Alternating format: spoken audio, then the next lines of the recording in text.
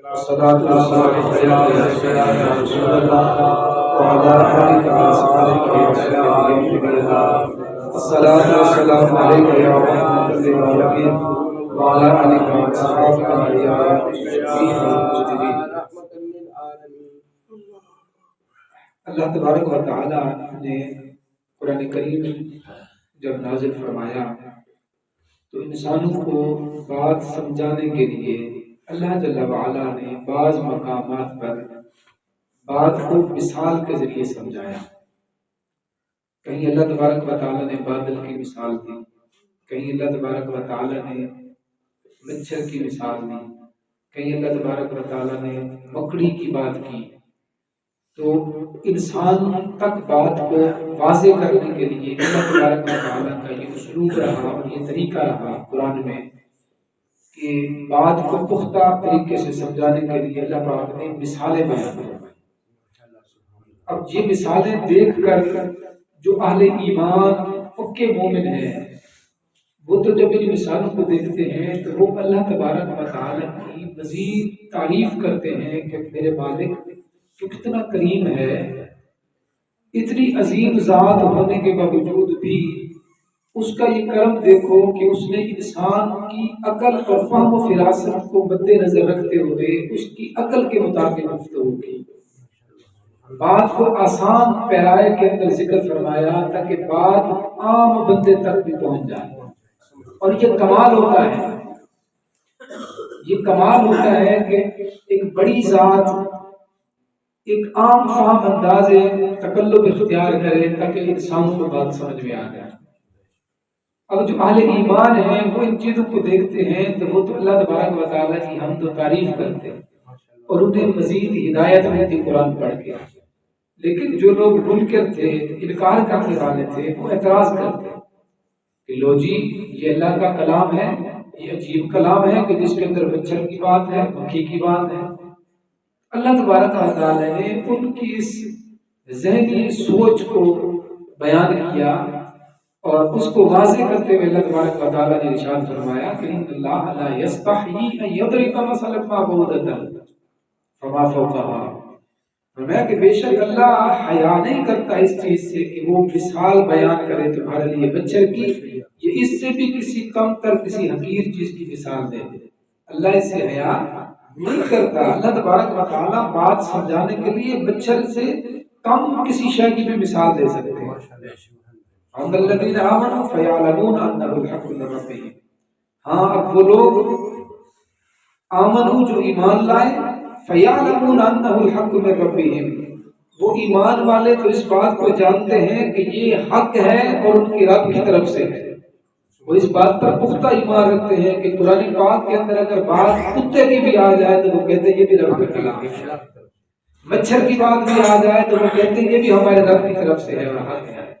وہ مکڑی کی بات کرے تو پھر بھی کہتے ہیں کہ یہ رب کا کلام ہے، اس کے اسی یہی حق ہے اور اسی کو حق کہتے ہیں. وہ اللہ تبارک و تعالیٰ کی ذات کی عظمت کو اور اللہ تبارک و تعالیٰ کے کلام کی حیبت کو دیکھتے ہیں اور اس کے حق ہونے پر یقین رکھتے ہیں اور وہ سمجھتے ہیں کہ یہ اللہ کی طرف سے حق ہے اور اس کے اندر اس ذات کا کمال ہے. اب دیکھیں نا کہ ایک انگلش کا اسپیشل ٹیچر ہو جو ایف اے اور بی اے کے اسٹوڈنٹس کے لیے اسپیشلسٹ جس نے کی ہو پڑھانے کے لیے، اگر اس بندے کو بڑے منصب پر جو ہے اس کو اگر آپ کے جی کلاس پڑھانے کے لیے اپنے اسکول کے اندر بٹھا دیں تو وہ اپنی حقیقت محسوس کرے کہ میرا بیان اتنا بلند ہے اور میں ایک کے جی کے اسٹوڈنٹس کو سامنے بٹھا کے بات کروں تو وہ عام بندہ اس کی حقیقت محسوس ہو اور وہ کہے کہ یہ میری حقیقت ہے، یہ میری بےزتی کی ہے، مجھے عزت نہیں دی. لیکن اس رب کا کرم دیکھیں کہ وہ رب ہے جو سارے متکلمین سے سب سے بہتر کلام کرنے والا ہے اور سب سے اعلیٰ ذات ہے جو ساری کائنات کا خالق اور مالک ہے. لیکن اس کا کرم دیکھیں کہ وہ اپنی بات کرتا ہے تو بندوں کے عقلوں کے مطابق کرتا ہے، بندوں کے عقلوں کے مطابق تاکہ بات میرے بندوں تک پہنچ جائے اور بندہ اس کو صحیح طریقے سے سمجھ سکے. اس لیے اہل ایمان جب قرآن کی ایسی آیات کو دیکھتے ہیں تو اس کے اندر بھی انہیں رب کا حسن نظر آتا ہے، رب کے کلام کی خوبی نظر آتی ہے. وہ اس پر معترض نہیں ہوتے بلکہ اس سے بھی وہ حق تلاش کرتے ہیں اور اس کو حق سمجھتے ہیں. وَأَمَّا الَّذِينَ كَفَرُوا فَيَقُولُونَ مَاذَا أَرَادَ اللَّهُ بِهَذَا مَثَلًا. اور فرمایا وہ لوگ جو کافر بنے فَيَقُولُونَ تو وہ کہتے ہیں مَاذَا أَرَادَ اللَّهُ بِهَذَا مَثَلًا، اللہ نے ان مثالوں کے ذریعے کس چیز کا ارادہ کیا، اللہ کیا چاہتا ہے ایسی مثالیں دے کر. تو فرمایا يُضِلُّ بِهِ كَثِيرًا وَيَهْدِي بِهِ كَثِيرًا. اللہ کیا چاہتا ہے يُضِلُّ بِهِ كَثِيرًا وَيَهْدِي بِهِ كَثِيرًا. اللہ یہ دیکھنا چاہتا ہے کہ کون ہے جو قرآن سے گمراہی لے لیتا ہے اور کون ہے جو قرآن کو دیکھ کے ہدایت پا جاتا ہے. اسی طریقے سے تو فرمایا یضل بھی، وہ گمراہ کر دیتا ہے اس کے ساتھ کثیرہ بہت سو کو، ویہدی بھی کثیرہ اور بہت سے لوگ اس سے ہدایت پا جاتے ہیں. قرآن کو پڑھ کے بھی لوگ ہدایت پاتے ہیں اور قرآن کو پڑھ کے بھی لوگ ہدایت سے ہٹ جاتے ہیں، گمراہی کی طرف جاتے ہیں. وما یضل به الا الفاسقین. اب قرآن پڑھ کے جو لوگ گمراہ ہو جائیں، قرآن کے باوجود بھی گمراہی کی طرف چلے جائیں، یہ ہیں کون؟ فرمایا وما یضل به، نہیں گمراہ ہوتے اس قرآن کے ذریعے مگر وہی لوگ جو فاسق ہیں. جو فاسق ہیں وہ قرآن پڑھ کے بھی گمراہ ہوتے ہیں. فسق کس کو کہتے ہیں؟ علامہ قرطبی نے لکھا کہ الخروج من طاعت اللہ. فاسق وہ ہوتا ہے جو اللہ تبارک و تعالیٰ کی اطاعت اور فرما برداری سے نکل جائے. اللہ کی اطاعت کرنا، اللہ کی فرما برداری کرنا جو بندہ چھوڑ دے وہ فاسق ہو جاتا ہے. اور اللہ تبارک و تعالیٰ نے اگلی آیت کے اندر اس کی خود تفصیل بھی بیان فرما دی فاسقین کی، کہ یہ جو قرآن پڑھنے کے باوجود بھی گمراہی لیتے ہیں اور قرآن پڑھ کے جنہیں ہدایت نصیب نہیں ہوتی، کہ کون ہیں؟ الذین ینقضون عہد اللہ من بعد میثاقہ. یہ وہ لوگ ہیں کہ جو توڑتے ہیں اللہ تبارک و تعالی سے کیا ہوا پختہ وعدہ. اللہ سے کیا ہوا پختہ وعدہ جو توڑ دیتے ہیں یہ لوگ فاسق ہیں. اب اللہ سے کیا ہوا وعدہ کیا ہے؟ کہ بندہ جب مومن ہوتا ہے اشہد ان لا الہ الا اللہ واشہد ان محمدا عبدہ ورسولہ، وہ دو گواہیاں دیتا ہے کہ اللہ کے علاوہ کوئی عبادت کے لائق نہیں ہے اور محمد صلی اللہ علیہ وسلم اللہ کے رسول ہیں. اور پھر اقرار باللسان اور تصدیق بالقلب بھی ہے.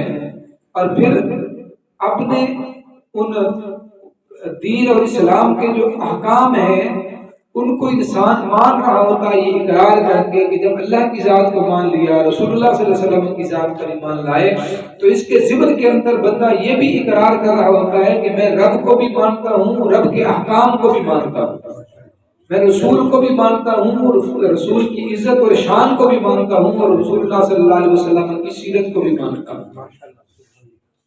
تو اگر بندہ اللہ تبارک و تعالیٰ کی ذات پر ایمان لانے کے بعد بھی اللہ تبارک و تعالیٰ کے ساتھ کیا ہوا یہ وعدہ پورا نہ کرے تو یہ عہد توڑنے والا ہوتا ہے. الذین ینقضون عہد اللہ من بعد میثاقہ. فاسق کون ہے؟ پہلی ان کی نشانی یہ بیان کی کہ وہ لوگ ہیں جو اللہ تبارک و تعالیٰ سے کیا ہوا پختہ وعدہ توڑتے ہیں. اور دوسری وَيَقْطَعُونَ مَا أَمَرَ اللَّهُ بِهِ أَن يُوصَلَ، اور کاٹتے ہیں توڑتے ہیں اس حکم کو، ما امر اللہ بھی ان یوصل، توڑتے ہیں ان تعلقات کو جن کے جوڑنے کا اللہ نے حکم دیا ہے. یہ فاسق کی دوسری نشانی ہے کہ اللہ تبارک و تعالیٰ نے جن کے ساتھ رشتہ نبھانے کا حکم دیا ہے، تعلق نبھانے کا حکم دیا ہے، یہ لوگ اس تعلق کو قطع کرتے ہیں، اس کو توڑتے ہیں، یہ فاسق ہے. وَيُفْسِدُونَ فِي الْأَرْضِ. اور تیسری چیز فرمایا وہ اللہ سے جب عہد توڑتے ہیں اور قطع تعلقی کرتے ہیں تو اس کا لازماً نتیجہ کیا ہوتا ہے کہ اس کی وجہ سے فتنہ فی الارض ہوتا ہے، زمین کے اندر فساد ہو جاتا ہے.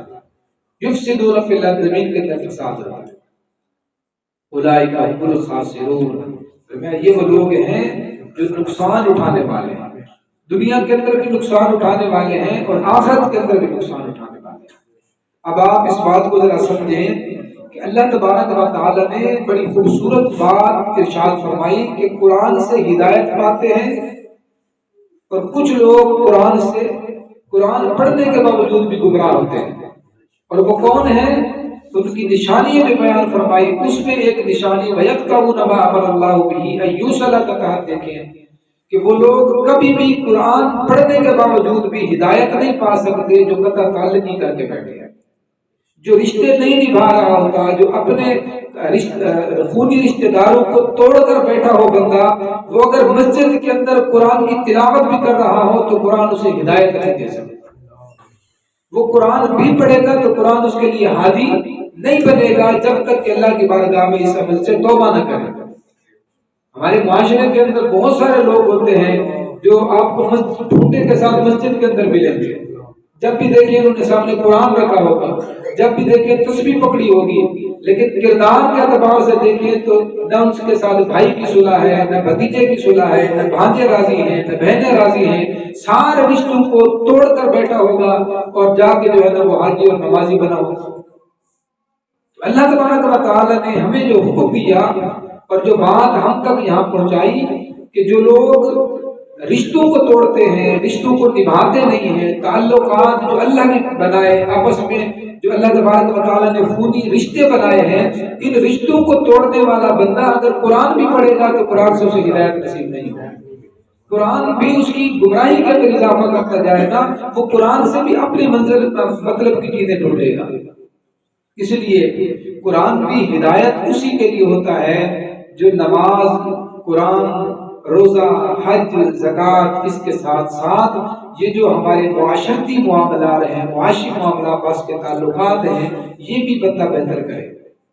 اور یہ ہمارے دین کا حسن ہے اور ہمارے دین کی جو خوبی ہے کہ ہمارا دین ہمیں صرف نماز کا نہیں کہتا، ہمارا دین ہمیں صرف روزے کا نہیں کہتا، ہمارا دین ہمیں صرف حج، زکوٰۃ اور صرف ان معاملات تک محدود نہیں رکھتا، بلکہ ہمارے دین کی خوبی یہ ہے کہ جیسے ہمارا دین ہمیں نماز پڑھنے کا کہتا ہے، ویسا ہی ہمارا دین ہمیں والدین کے ساتھ اچھا سلوک کرنے کا بھی کہتا ہے.